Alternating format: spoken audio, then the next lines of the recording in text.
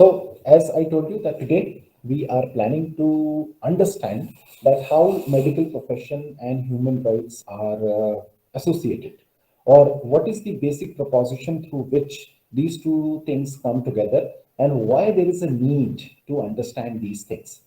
क्योंकि हम में से ज्यादातर लोग बहुत सारी चीजें करते तो हैं, या कुछ चीजें हमें बताई जाती हैं, लेकिन हम इधर क्वेश्चन नहीं करते हैं, या we do not find the answers to those things. So it is very important for all of us to understand that these are certain issues or certain concerns which we should know about as well. तो हमारे लिए जो first and most important question है वो ये है that why a health professional may study human rights. क्योंकि health professional और ह्यूमन राइट्स का तो कोई, जैसे कि हेल्थ प्रोफेशनल्स को मेडिकल, बायो, या सर्जरीज, या even accountancy and so on, बहुत सारी चीजें जो हैं ये तो फिर भी समझ में आता है बिकॉज वो चीजें जो हैं उनके प्रोफेशन से एसोसिएटेड है. But things like ethics, human rights and all these things, ये क्यों इतनी इंपॉर्टेंट होती है, या ये क्यों पढ़ाया जाना चाहिए, या क्यों पढ़ाया जाता है, या बात पढ़ाने की नहीं है, जानने की क्यों जरूरत है. Why we should know about these issues is a very impinging question, right? और हम में से बहुत सारे लोग इस क्वेश्चन को ना तो आंसर करते हैं और ना ही आंसर ढूंढते हैं.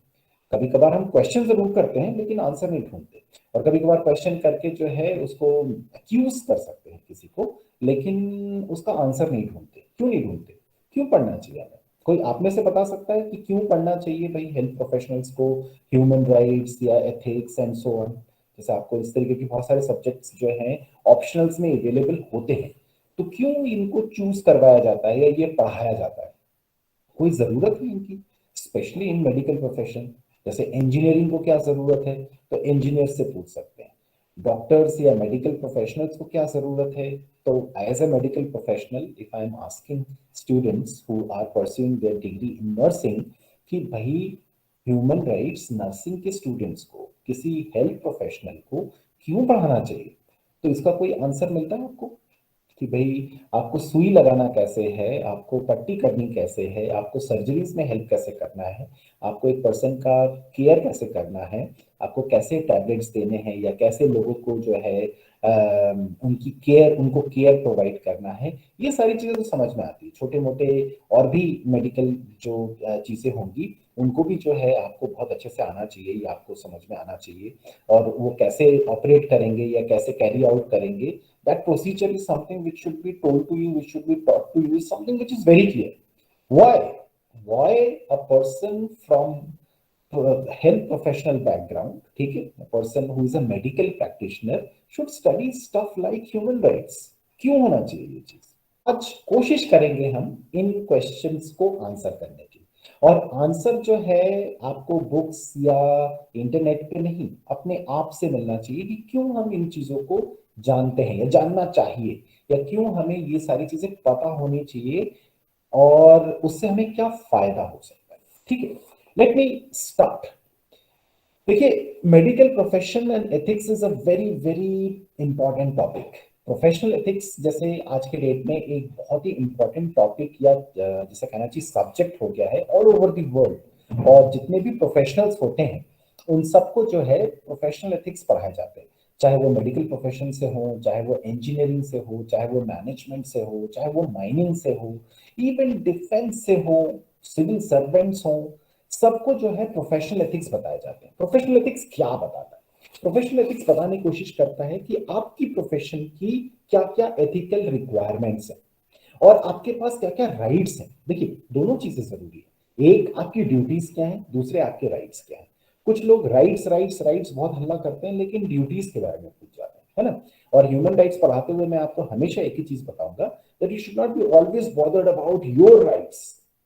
You should also be very very bothered about the person whom you are taking care of, his or her rights as well. ठीक है ना. Similarly you should also understand what are your duties. तो ये जो rights and duties के बीच का जिसे मुझे कहना चाहिए ब्रिज है, या राइट्स एंड ड्यूटीज के बीच की अंडरस्टैंडिंग है, ये बहुत क्लियर होनी चाहिए लोगों को, और यूजुअली क्लियर होती नहीं.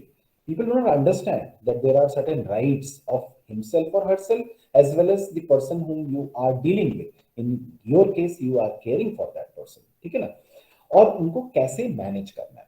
देखिए, ये चीज जो है जब तक आप नहीं समझोगे, till that time you will not have or you will not be able to provide appropriate care, appropriate standard of care। क्योंकि जब तक हम इन चीजों को नहीं जानते हैं तब तक हम बहुत बार नेग्लिजेंट हो सकते हैं या कैजुअल हो सकते हैं। नेग्लिजेंट या कैजुअल होना कोई क्राइम तो नहीं है।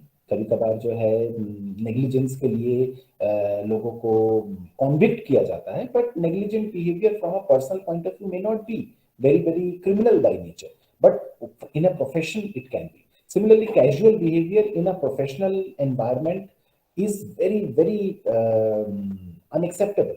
बट इन पर्सनल ग्राउंड्स और ऑन पर्सनल ग्राउंड्स इसमें कोई इतना इश्यू नहीं होता है। तो आपको ये सारी चीजें समझ में आनी चाहिए। अच्छा, दूसरी चीज ये, one must know their rights as an individual, being a frontline worker and a care provider. ये भी बहुत इंपॉर्टेंट है कि आज आपको एक फ्रंटलाइन वर्कर के फॉर्म में देखा जाता है। Frontline workers specially during pandemic ये चीज जो है बहुत क्लियरली उभर कर आई कि those people who are medical aid providers या मेडिकल केयर प्रोवाइडर्स, वो या जो लोग बहुत इमरजेंसी सर्विसेज में हैं, वो एक फ्रंट लाइन पे काम कर रहे हैं, है ना। दे आर लाइक, जैसे हम लोग एक जमाने में बोलते थे कि डिफेंस सर्विसेज वाले लोग जो हैं वो फ्रंट लाइन वर्कर्स हैं या वो फ्रंट लाइन पे रहते हैं, वो हमारे देश की जो है टेरिटरीज हैं उनकी रक्षा करते हैं। तो इसी तरीके से आज जो है देश के अंदर या पूरी दुनिया में जब पैंडेमिक फैला और लोगों को हेल्प की जरूरत पड़ी, तो फ्रंट लाइन वर्कर्स ने उनकी हेल्प करी है, तो उनके राइट्स भी हैं। हालांकि उनके राइट्स कैसे हैं, क्या हैं, एंड सो ऑन, ये सारी चीजें हम पढ़ते रहेंगे और पूरे कोर्स में भी बहुत सारी जगहों पे देखेंगे। But just to give you an idea कि क्यों ये सारी चीजें इतनी इंपॉर्टेंट है, why you should know about all this things. आपके खुद के राइट्स हैं, ये भी एक चीज है। और दूसरे, सिर्फ आपके राइट्स नहीं है, जिसको आप केयर प्रोवाइड कर रहे हो उसके भी राइट्स हैं, है ना। अभी हम कुछ डिस्कशंस पे आते हैं तो आप जो है इस चीज को और थोड़ा सा क्लियरली समझ पाएंगे। जैसे एक डिलेमा होता है लोगों को। डिलेमा क्या होता है कि मेरे वर्किंग आवर्स क्या है, मुझे ओवर टाइम मिलेगा कि नहीं मिलेगा। और आप मैं अच्छा, सबसे पहले मैं आप लोगों से ये पूछता हूँ कि आप लोगों के वर्किंग आवर्स कैसे होते हैं। मतलब कि आप में से कुछ लोग इंटर्नशिप में गए होंगे या आप अपने सीनियर्स को जानते होंगे जो कि गए होंगे, तो उनको क्या बताया गया था कि आपके 8 घंटे की जॉब है कि 12 घंटे की जॉब है कि 6 घंटे की जॉब है, क्या होता है आप लोगों में। इंटर्नशिप में कितने आवर्स काम करने पड़ते हैं, या अगर आप असिस्ट कर रहे हैं किसी डॉक्टर को या किसी मेडिकल प्रैक्टिशनर को, तो कितने आवर्स की जॉब लगती है आप लोगों की। Sir 6 hours. 6 आवर्स की जॉब लगती है, तो मतलब 6 4 24, तो मतलब कि 4 शिफ्ट होते होंगे 6 6 घंटे के, ऐसे। No sir, sir morning evening shift होती है 6 आवर्स की, देन नाइट शिफ्ट 12 आवर्स की। नाइट शिफ्ट 12 आवर्स की होती है, ओके, तो वो कुछ यस सर। ओवर टाइम वाली अंडरस्टैंडिंग होती होगी उसमें। अच्छा, चलिए मान लेते हैं कि आपकी 6 घंटे की जॉब है और आप सपोज कि मान लेते हैं क्या टाइम्स होते हैं, मतलब टाइमिंग क्या होती है, सुबह वाली मुझे बता दो थोड़ा सा। Sir morning 8 AM to 2 PM। 8 AM to 2 PM, तो आपने यस सर। मान लेते हैं कि 7:30 7:45 हॉस्पिटल एंटर कर लिया, चेक इन वगैरह कर लिया, बायोमेट्रिक अटेंडेंस कर ली और आपने मान लेते हैं कि 8 बजे नौकरी ज्वाइन कर ली।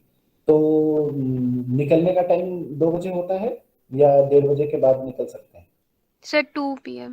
अच्छा, 2 PM, तो जैसे 2 बजे निकल रहे हैं, इतने में कोई इमरजेंसी आई तो फिर वो तो आपका काम है नहीं ना, तब तक आप किसी को हैंड ओवर कर चुके होंगे जॉब, है ना। Yes sir. Very nice. देखिए, अगर इमरजेंसी आ जाए ना तो आप ही का जॉब है। मैं आपको इसलिए बता रहा हूँ क्योंकि जैसे हम लोग ये टीचर्स हैं, है ना। तो अभी जैसे मैं जो है इस यूनिवर्सिटी में जिस डिपार्टमेंट में मैं पढ़ाता हूँ, जिस डिपार्टमेंट को बिलोंग करता हूँ, इसका मैं हेड हूँ। So since I am the head of the department, I am in my office, and the other faculty members who are not the head, they are not in the office. ठीक है ना। तो मेरे पास duties हैं ये, है ना। इसके लिए मुझे कोई एक्स्ट्रा तनख्वाह नहीं मिलेगी, इसके लिए मुझे कुछ नहीं मिलेगा, but this is the responsibility which I have to take being the head. ठीक है। तो मैं आपको सिर्फ और सिर्फ एक चीज बताने की कोशिश कर रहा हूं कि अगर आपको कोई रिस्पॉन्सिबिलिटी दी गई है तो उससे ड्यूटीज बहुत एसोसिएटेड होते हैं। अगर मैं आपको, आप लोगों को नहीं कह रहा हूं बट एज अ प्रोफेशनल कह रहा हूं कि अगर इमरजेंसी आती है तो आप 2 बजे नहीं जा सकते हैं। 8 से 2 की ड्यूटी में, irrespective of the fact that you have handed over, है ना, कि अच्छा ठीक है अभी यहाँ पे 4 लोगों की जरूरत है लेकिन 2 ही नर्स अवेलेबल है, 4 डॉक्टर्स की रिक्वायरमेंट है लेकिन एक ही डॉक्टर अवेलेबल है, बाकी का तो शिफ्ट खत्म हो गया, they are going, they have their parents, they have their family, they have their kids, they have this, they have that. I understand, but profession comes always above and every time. ये चीज समझ में नहीं आती और ये चीज समझाना मुश्किल भी है। आपको लगता है कि आपके राइट्स चले जाएंगे क्योंकि आपके ड्यूटीज ज्यादा है, लेकिन इस चीज को समझिएगा कि ये ड्यूटीज होती हैं इन सम काइंड ऑफ प्रोफेशंस, और ये ड्यूटीज एवरी प्रोफेशन में होती है। जैसे आपको क्या लगता है कि एक टीचर का जॉब 9 से 5 है ना, उसके बाद बच्चा अगर कोई क्वेश्चन पूछेगा तो 5 बज के 1 मिनट हो गया, आप नहीं क्वेश्चन पूछ सकते, या अगर उसने रात को फोन करके पूछा कि सर मुझे क्वेश्चन में डाउट है, मैं बोलूंगा नहीं नहीं बिल्कुल नहीं बताऊंगा, मैं नौकरी पे तो ही हूँ, जब 9 से 5 के बीच में आऊँ तब पूछना। अच्छा चलो ठीक है, कल एग्जामिनेशन है, एग्जामिनेशन 8 बजे से है सर, या 9 बजे से ही है, मैं डाउट कब पूछूंगा, कोई बात नहीं मत पूछो, I can not do that. दूसरी चीज, अगर सपोज मैं अपने हॉस्टल का वार्डन हूँ, वहां पे मारपीट हो जाए, तो मैं बोलूंगा कि मेरी तो 9 से 5 की नौकरी है, अब मैं मारपीट क्यों सुलझाने आऊं, नहीं आऊंगा, ठीक है ना। तो ऐसा होता नहीं है, आपकी रिस्पॉन्सिबिलिटीज होती है, आपकी ड्यूटीज होती हैं, और आपको जो इमरजेंट सिचुएशंस होती हैं उसको डील करना पड़ता है। In those cases you can not say that no I am on leave, I am on vacation और my shift is over, therefore I will not work. This is the first thing. Similarly हम over times के बारे में भी बहुत सोचते हैं, हमें ओवर टाइम मिलना चाहिए, ओवर टाइम मिलना चाहिए, ओवर टाइम मिलना चाहिए, है ना। इसको हम डिफेंस की भाषा में बोलते हैं टिपिकल एनसीओ एटीट्यूड, ठीक है।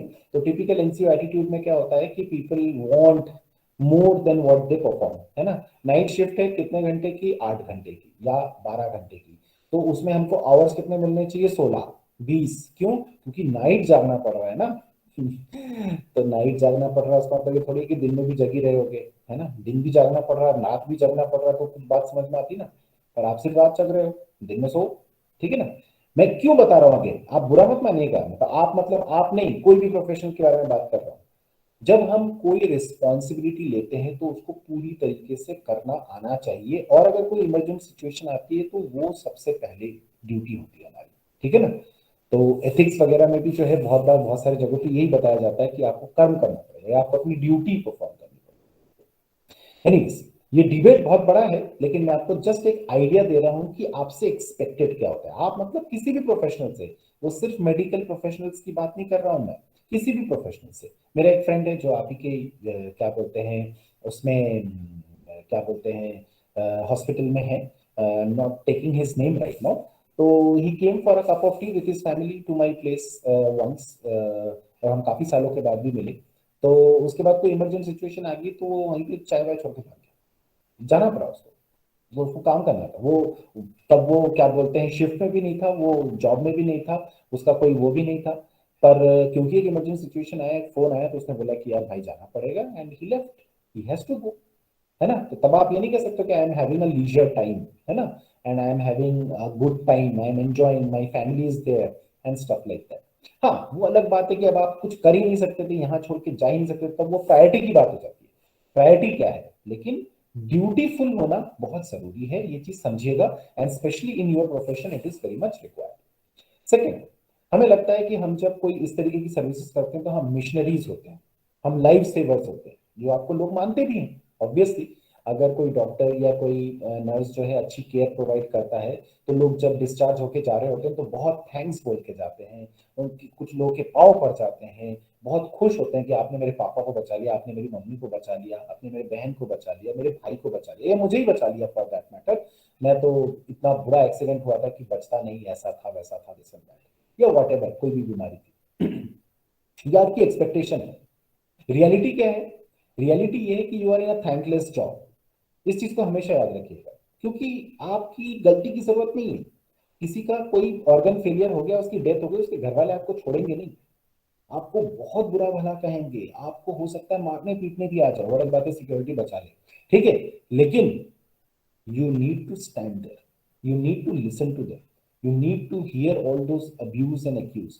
हमारा भी कोई स्टूडेंट फेल हो जाता है, उसके माँ बाप हमको धमकियां देते हैं, गुस्सा हो जाता है, बहुत नाराज होते हैं, and we listen to them, because we know that our student has failed, it is my responsibility कि मुझे उसको पास करना है। मैं पास कर नहीं पाया, वो पास हो नहीं पाया, जो भी चीज आप बोल लो, लेकिन अगर कोई पेरेंट हमारे ऊपर चिल्ला रहा है तो हमें सुनना पड़ता है। इसी तरीके से किसी के बच्चे की डेथ हो जाए तो, या किसी के बच्चे की कोई मिसट्रीटमेंट हो जाए तो उसके पेरेंट्स हल्ला करेंगे आपके ऊपर, and you are in a thankless job. इस चीज को हमेशा याद रखिएगा, ये भूल जाइएगा that you are a missionary और you are a life saver. You are not, believe me, you are not. ठीक है ना, you are just doing your job, you are trained for it, but if something goes wrong, then people will accuse you, abuse you, and you have to listen. याद रखिएगा ये चीज। Similarly rules and regulations होते हैं, लेकिन आपको out of the box या take a leap steps लेने पड़ते हैं। रूल्स एंड रेगुलेशंस होते हैं, स्टैंडर्ड ऑपरेटिंग प्रोसीजर होता है, उस हिसाब से आप सारे काम करते हैं, बिल्कुल सही है। लेकिन कभी कोई इमरजेंट सिचुएशन में या कहीं पे कॉमन सेंस यूज करना पड़ता है और आपको लेना पड़ेगा वो स्टेप। हो सकता है कि वो स्टेप आपका इंटेंशन सही था लेकिन गलत हो गया, उसके कारण से आपको गालियां ही बहुत खानी पड़ेगी। देखिए, कभी भी जॉब में आए ना, तो ये छोटी मोटी चीजों से कभी भी बुरा मत मानिएगा कि आपको कोई डांट रहा है, आपको कोई डपट रहा है। आप हमेशा अपने तरफ से एक बार देखिएगा कि आपने कोशिश करी थी, आपने सही काम करने की कोशिश करी थी, बस that is the only thing. अगर बहुत गलत हो जाएगा या कुछ गड़बड़ हो जाएगा तो आपको उसका हर्जाना भरना पड़ेगा, that is one thing. But then at the evening or night, when you open or close your eyes and see yourself in front of yourself, you should not have complaints against yourself. ये important होता है। I'm not teaching you ethics right now. I'm talking about certain kind of understanding जो लोगों की clear नहीं होती है, तो आपको ऐसा सुनना पड़ सकता है, और अगर ऐसा सुनना पड़े तो झेलना पड़ता है। You have to go through that. Every medical professional goes through that.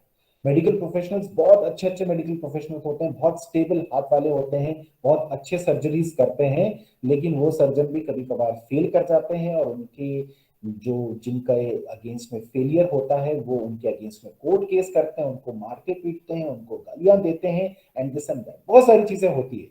But those are parts and parcels of life. आपको हमेशा ये समझ में आना चाहिए कि आपने मेहनत की थी, आपने कोशिश करी थी।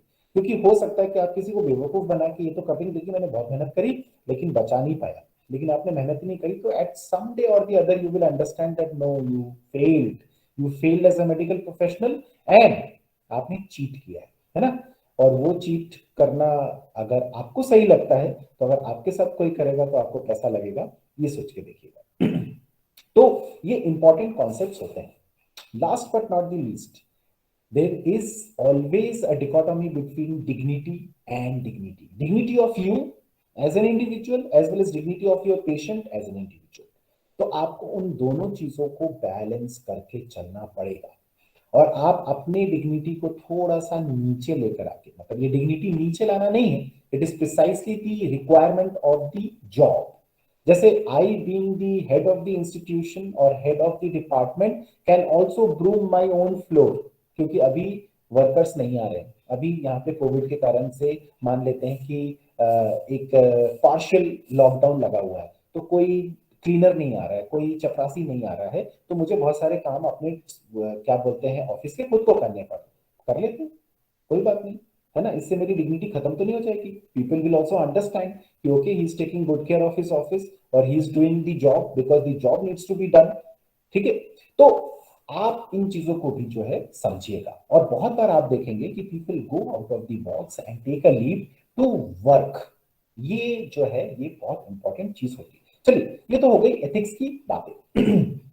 अब एथिक्स से थोड़ा सा और आगे चलते हैं और थोड़ा सा एथिक्स एंड मॉरलिटी पे जाते हैं, और उसमें एक चीज को समझने की कोशिश करते हैं। There is a difference between personal and professional behaviour.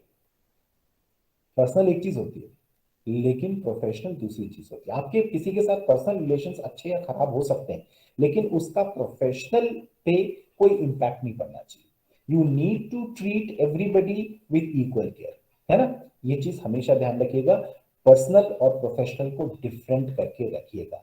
मेरे फैमिली मेंबर एडमिट हो गए हैं और मैं जिनको नहीं जानता हूं वो एडमिट हो गए, या शर्मा जी के बेटे एडमिट हो गए जिनके साथ मेरा झगड़ा चल रहा है, तो उनको केयर नहीं प्रोवाइड करनी है या उनके दवाइयां आगे पीछे कर देनी है, दिस एंड दैट मत करिए। और ऐसे कोई करता नहीं है पर फिर भी ऐसे इंस्टेंसेस बन जाते हैं। पर लोग क्या करते हैं, थोड़े से कॉम्प्लिसेंट हो जाते हैं या नहीं बिहेव करते हैं प्रॉपरली, ये नहीं करना है। पर्सनल पर्सनल है, लेकिन प्रोफेशनल लाइफ में हमेशा जो है इक्वल प्लेटफॉर्म पे रखिएगा। दूसरी चीज बहुत बार खुद ही आप डिप्रेशन, एंजाइटी, फियर के शिकार हो सकते हैं, and at the same point of the time you have to provide the care which is required. आपके लाइफ में क्या चल रहा है इसका इम्पैक्ट आपके प्रोफेशन पे नहीं करना चाहिए।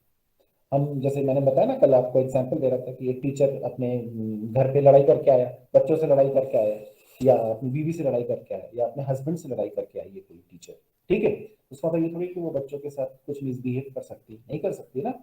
सिमिलरली आपके लाइफ में कुछ चल रहा है, कुछ भी चल रहा है, उसका आपके प्रॉपर केयर, क्योंकि वो उसका राइट है, ये चीज समझिएगा, तो उस चीज पे इम्पैक्ट नहीं पड़ना चाहिए। ये एक इंपॉर्टेंट चीज है, because you are there to provide the care which is the most required thing when a person is medically unfit, ठीक है ना, या उसको मेडिकल केयर की जरूरत पड़ रही है। इसी तरीके से बहुत बार आपको ह्यूमैनिटेरियन प्रोटेक्शंस तो मिलेंगे, और इमरजेंसीज के सिचुएशन, जैसे कि जो रेड क्रॉस है ना, international committee for red cross जो है, वो कहता है कि हम ह्यूमैनिटेरियन प्रोटेक्शन प्रोवाइड करते हैं इमरजेंसीज के दौरान, ठीक है।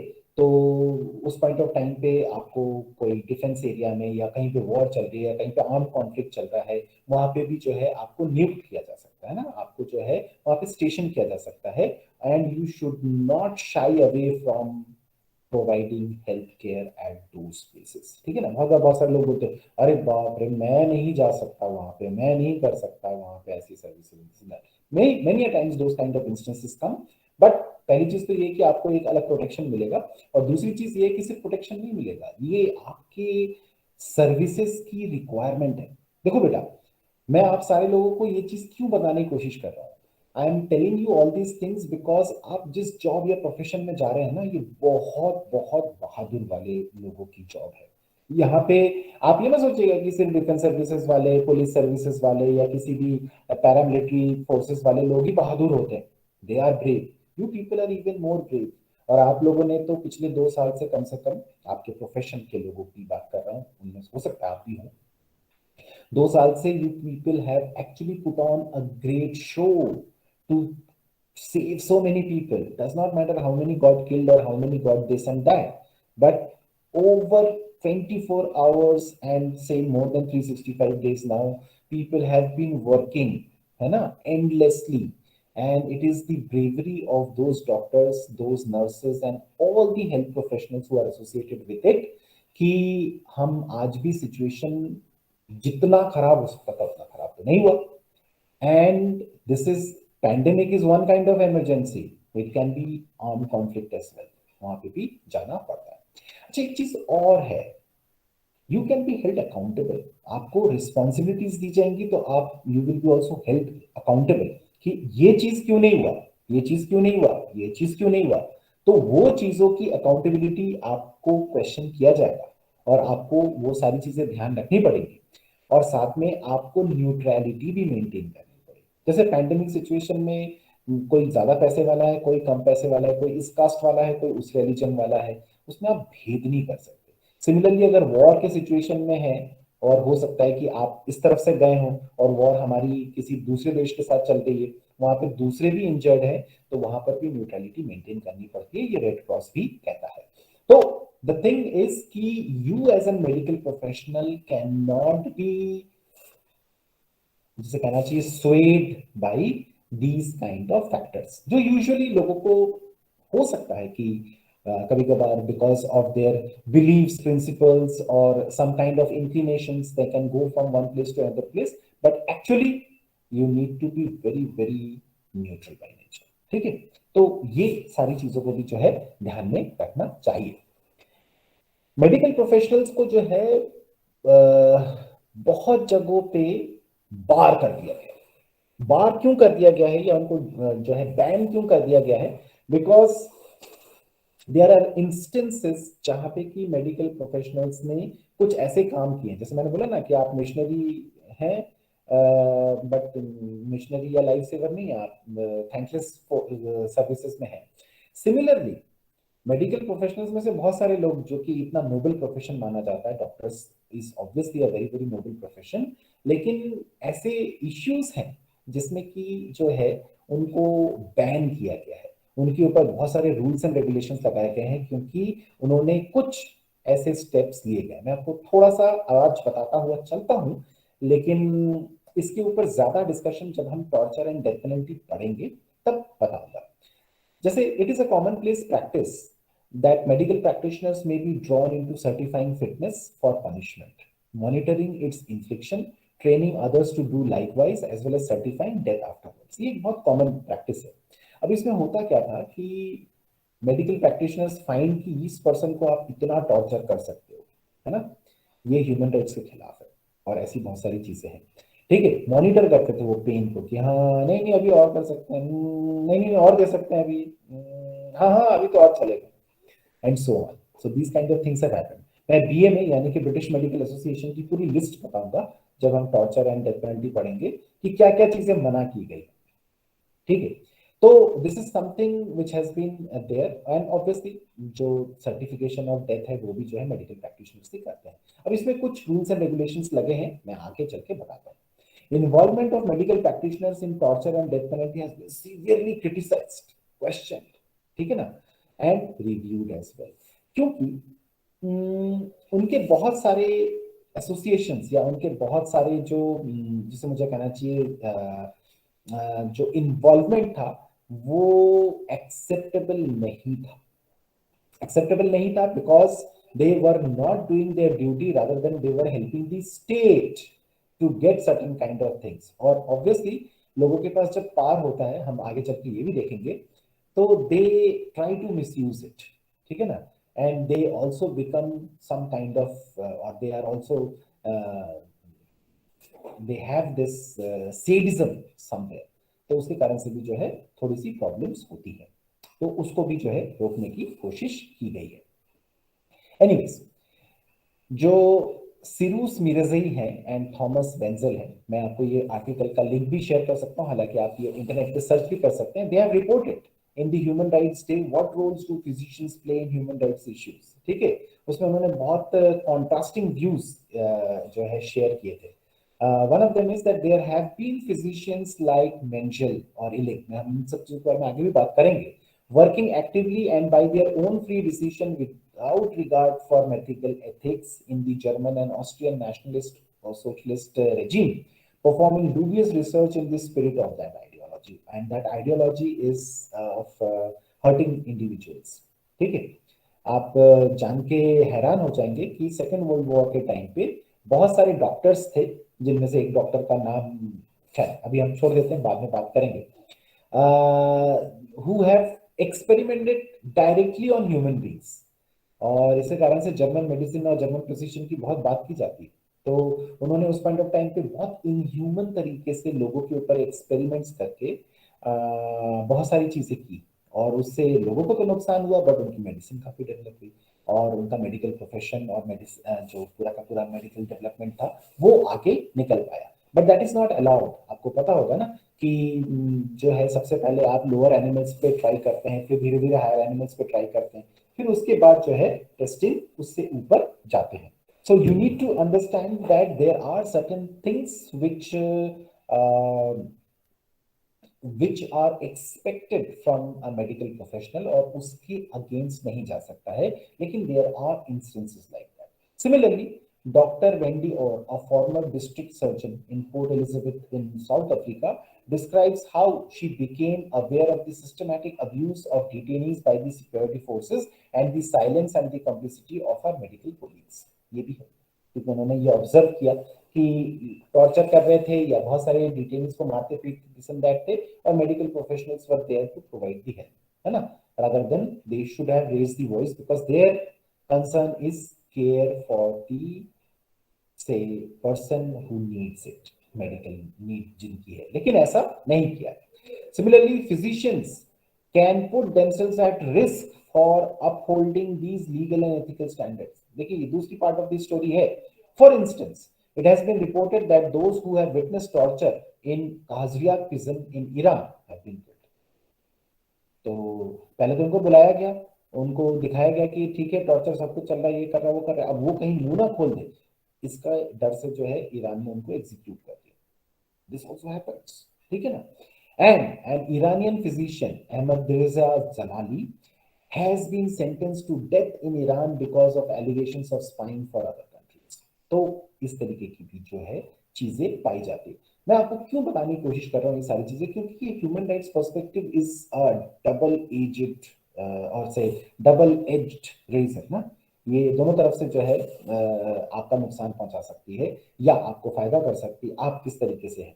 लेकिन आपको अपने काम के प्रति जो है निष्ठा रखनी पड़ेगी, और अगर कुछ गलत हो रहा है या कुछ सही हो रहा है तो उस चीज को भी बहुत विजिलेंट होके रिपोर्टिंग करनी चाहिए। ये चीज जो है बहुत इंपॉर्टेंट है। दोनों तरफ जो है बहुत कहानियां मिल जाएंगी आपको, लेकिन व्हाट वे यू चूज, और आप धीरे धीरे समझ पाओगे कि कितना ज्यादा प्रॉब्लमैटिक सिचुएशन बनती है आगे चल के, है ना। आपको तो लगता होगा कि बस मुझे सुबह से लेके दोपहर तक ये काम करना है या दोपहर से लेके शाम तक ये करना है, and that will be all, that is it. No, it is not, it is more than that, and it affects your mental balance as well, है ना। बहुत सारे लोग जो कि एक certain type of care provide कर रहे होते हैं, वो खुद उस तरीके के मरीज बन जाते हैं, है ना। तो अभी तो मैं और भी बहुत सारे तरीके की बातों के बारे में बात ही नहीं कर रहा हूँ, ठीक है। तो you need to be strong, you need to be also aware of these things, ठीक है ना। And you also need to understand कि क्या तरीके होते हैं जिसके थ्रू आप इस तरीके के प्रॉब्लम से बच सकते हैं और इस तरीके के प्रॉब्लम्स नहीं क्रिएट कर सकते। ये सारी चीजें, तो मैं आपको एक जनरल ओवरव्यू दे रहा हूं कि कैसी कैसी चीजें हो रही होती हैं और आपको क्या क्या ध्यान रखना पड़ सकता है। एक कम्युनिटी है फिजिशियंस फॉर ह्यूमन राइट्स, इसका भी मैं पेज आप लोगों के साथ शेयर कर सकता हूं, आप लोग देख सकते हैं। पीएचआर कहते हैं उसको। It applies the skills, knowledge and ethical commitments of health professionals to a wide range of issues.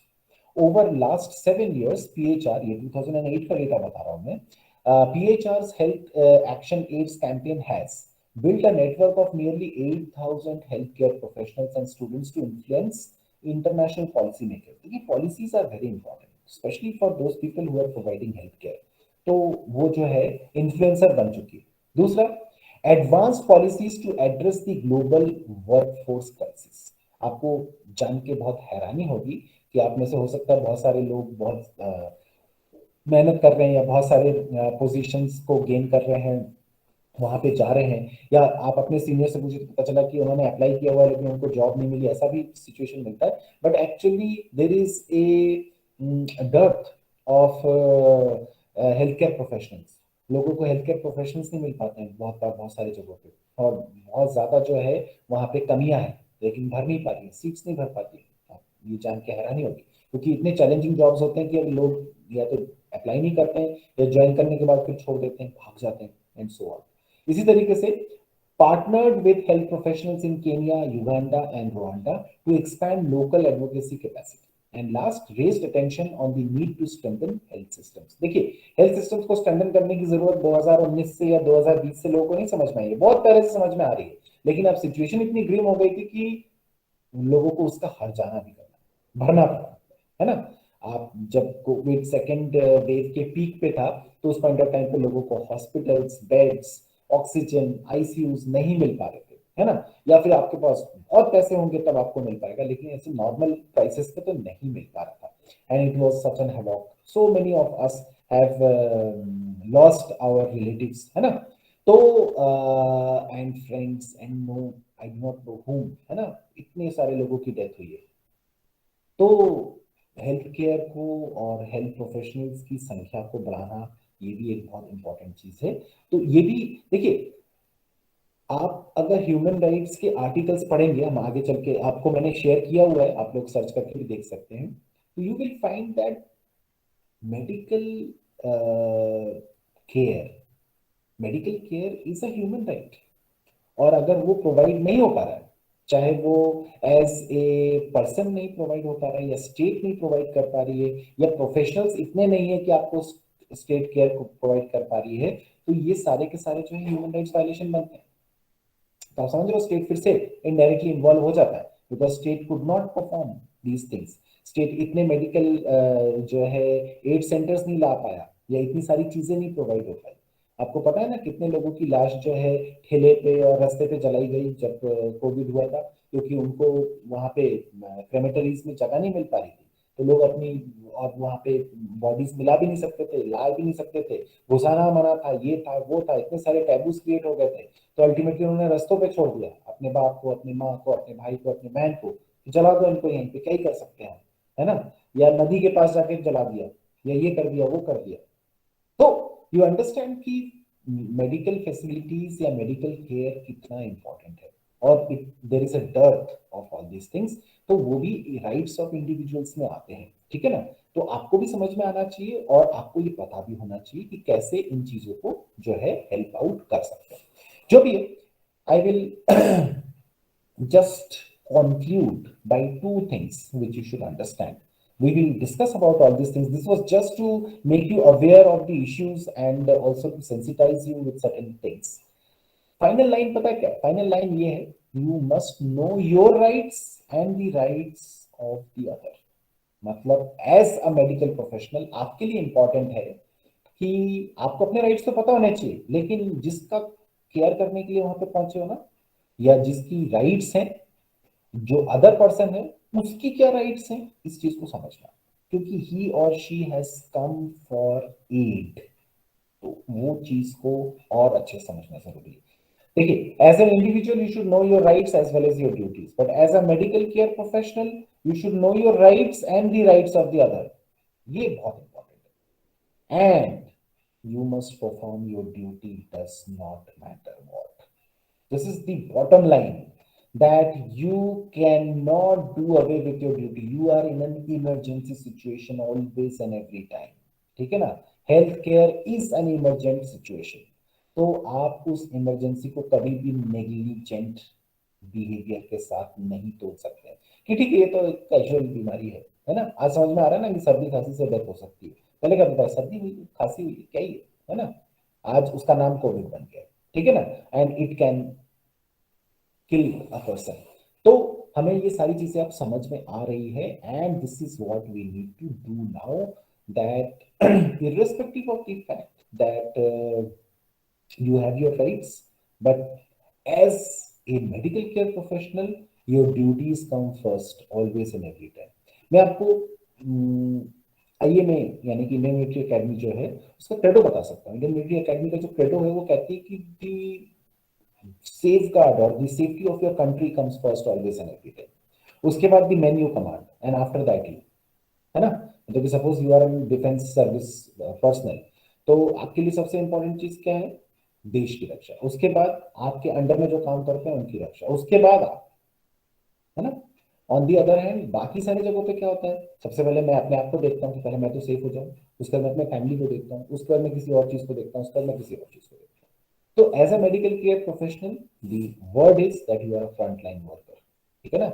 And since you are in the front line, it is the other person and his or her life which matters to you the most. ये चीज हमेशा ध्यान में रखिएगा, तो rights और duties में कभी कंफ्यूज नहीं करेंगे, ठीक है ना। नहीं तो आप अपने राइट्स को ही पूरा करते रह जाएंगे, और वो ह्यूमन राइट्स जो है आपका दिमाग खराब कर देगा कि I have to talk like a human rights activist. Do not ever become a human rights activist. Try to understand what is it which is my duty and how to perform it. आप दूसरे के rights की रक्षा कर लेंगे, कोई आपकी rights की रक्षा करेगा तो समझदारी और भी बढ़ जाएगी। पर आज और अभी हमें ये समझना है that our duties are more important than our rights, ठीक है ना। Irrespective of the fact that I'm teaching you human rights, but I'm telling you our duties are more important than our rights because it plays with somebody else's rights. तो हमें दूसरे के rights की रक्षा और दूसरों को प्रॉपरली केयर प्रोवाइड करना है as a front line worker. That's your right which is dubbed as your duty, ठीक है। तो इन चीजों को थोड़ा सा समझिए, थोड़ा सा अंडरस्टैंड करिए, and if you have any questions and queries you can always ask.